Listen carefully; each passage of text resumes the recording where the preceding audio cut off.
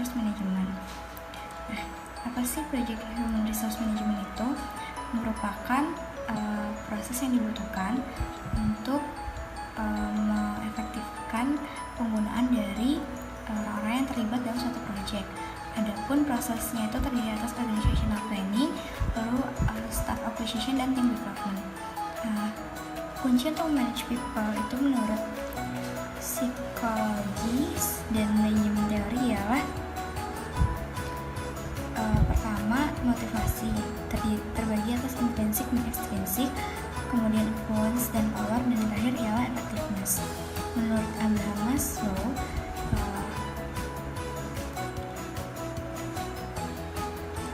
berikut hierarki menurut kebutuhan orang. Yang pertama ialah physiological, yang kedua safety, yang ketiga sosial, yang keempat testing, yang kelima self actualization. Nah, menurut teori Herzberg Motivational and Hygiene, dia membagi motivasi dari pekerja menjadi yang pertama motivational factor dan hygiene factor. Motivational factor terdiri atas achievement, recognition, pekerjaan itu sendiri, responsibility, advancement, dan juga untuk hygiene factors itu contohnya ialah pendapatan yang lebih banyak, kemudian lingkungan kerja yang atraktif. Adapun cara untuk menginfluence, adapun beberapa cara yang dapat menyebabkan proyek terbantu itu dan menyebabkan proyek itu gagal. Yang pertama ialah akan sukses ketika proyek manager itu dapat menginfluence dengan pengalaman dan juga challenge dari pekerjaan itu sendiri, dan akan sering gagal atau mengalami kegagalan ketika project manager itu sangat menggunakan otoritas, uang, dan penalti. Nah, power di sini merupakan potensial ability atau kemampuan untuk menginfluence orang-orang untuk melakukan things yang harus mereka lakukan. Adapun tipe power itu terdiri atas coercive, legitimate, expert, reward, dan difference. Adapun 7 kebiasaan yang bisa dilakukan oleh project manager untuk mengimprove effectiveness dalam sebuah project ialah menjadi proaktif, lalu memulai dengan akhir dari pikiran, menaruh hal yang harus dilakukan pertama kali, terus berpikir win-win, mencoba untuk mengerti, kemudian akan dimengerti, lalu bersinergi, mempertajam penglihatan. Nah, di proses organizational planning ini terdiri atas identifikasi, melakukan dokumentasi, dan meng-assign project roles, responsibility, dan reporting relationships. Adapun output dari proses ini terdiri atas project organizational charts, work definition and assignment process, resource histogram, dan responsibility assessment matrix. Ini merupakan contoh dari organizational chart untuk large IT project. Dapat lihat sebagai berikut. Nah, di sini kita dapat melihat work definition and assessment process, di mana step-stepnya itu terdiri atas finalisasi requirement, bagaimana proyek akan diselesaikan, lalu memecah-mecah pekerjaan, kemudian meng-assign pekerjaan. dari setiap step. Nah, ini merupakan contoh dari RAM atau Responsibility Assignment Matrix.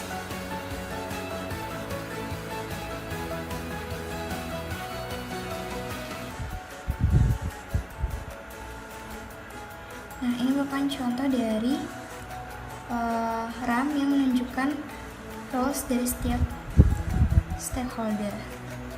Misal unit test untuk orang A ialah dia harus sign off require.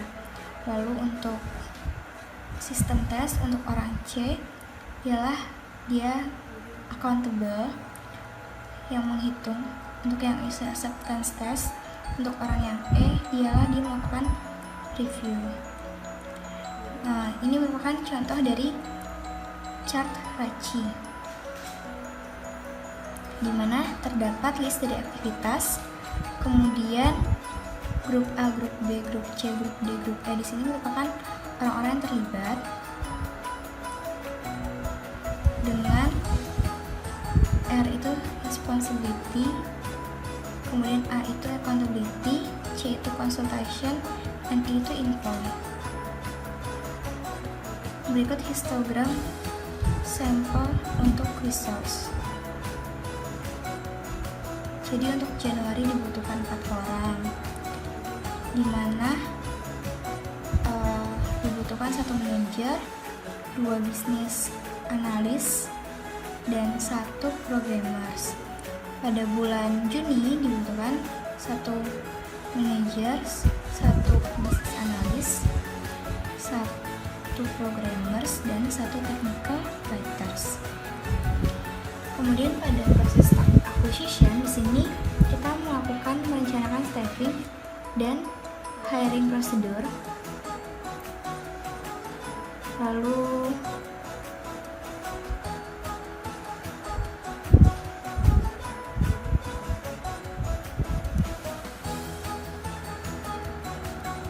di dalam resource loading and leveling kita melakukan di sini kita mereverse pada jumlah dari individual resource untuk project schedule yang ada. Kita membutuhkan resource histogram menunjukkan resource loading. Lalu over allocation berarti lebih banyak resource yang available yang dapat desain untuk menyelesaikan suatu pekerjaan pada waktu yang telah ditentukan.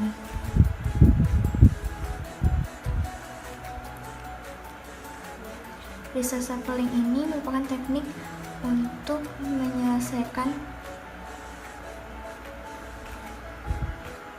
konflik dengan mendelay suatu pekerjaan. Adapun resource leveling ini dibuat untuk mengurangi over alokasi serta agar distribusi dari resource itu dapat berjalan dengan mulus. Berikut contoh dari resource leveling. Dapat kita lihat untuk aktivitas A, B, dan C masing-masing memiliki durasi seperti yang ditunjukkan. Aktivitas A memiliki 3 hari slack dan aktivitas C memiliki 2 hari slack. Diasumsikan aktivitas A memiliki 2 pekerja, B 4 pekerja, dan C 2 pekerja.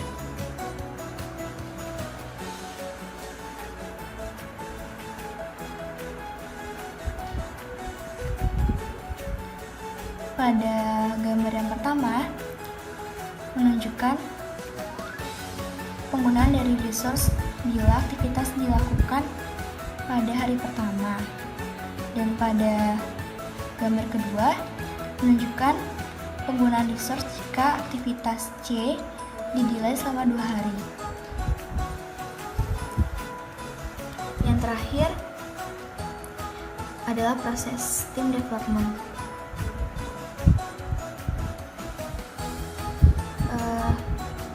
Team development ini biasanya terdiri atas training, di mana membantu orang untuk mengerti dirinya sendiri, kemudian teman sekerjanya, dan bagaimana untuk dapat bekerja dengan lebih baik dalam suatu tim.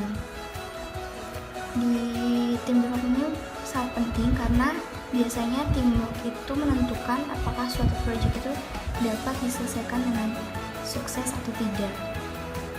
Team building biasanya terdiri atas physical challenge, psychological preference, indicator tool. Berikut tools yang biasa digunakan dalam tim development. Yang pertama MBTI, lalu social status profile, reward and recognition system, general advice on teams.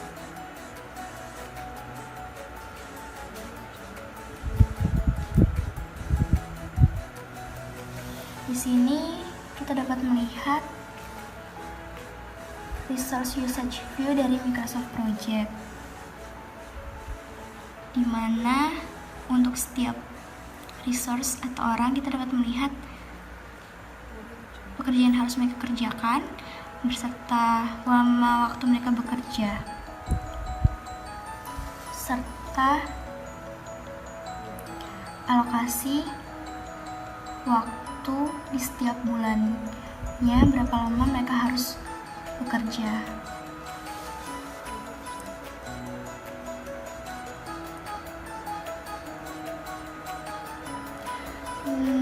Project manager harus dapat men-treat people dengan konsiderasi dan respect, dapat memotivasi dan dapat mengkomunikasikan segala sesuatunya dengan baik. Sekian penjelasan saya mengenai Human Resource Management.